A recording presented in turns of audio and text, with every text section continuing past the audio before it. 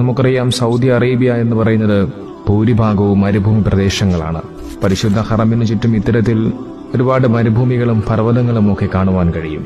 പക്ഷേ കുറച്ച് ദിവസങ്ങൾക്ക് മുമ്പ് ഇറങ്ങിയ ചിത്രങ്ങളിൽ നിന്നും അതിൽ നിന്നെല്ലാം വ്യത്യസ്തമായി പച്ചപ്പ് നിറഞ്ഞ മലകളും ചെടികളുമൊക്കെയായി മക്കയുടെ ക്ലോക്ക് ടവറിന് സമീപത്തുള്ള പ്രദേശങ്ങൾ പച്ചപ്പിൽ നിറഞ്ഞിരിക്കുന്ന ഒരു ചിത്രമായിരുന്നു അത്. ഈ ചിത്രങ്ങൾ ഇനി ലോകാവസാനത്തിന് അധിക നാളുകളില്ല എന്ന വലിയ സന്ദേശമാണ് ലോകത്തിന് നൽകുന്നത്. കാരണം 14 സംവത്സരങ്ങൾക്ക് മുമ്പ് അള്ളാഹുവിന്റെ ഹബീബ് മുഹമ്മദ് മുസ്തഫ മുത്തുനബി സല്ലല്ലാഹു അലൈഹി വസല്ലം തങ്ങൾ പറഞ്ഞുവെച്ച മനോഹരമായ ഒരു പ്രവചനമുണ്ട്.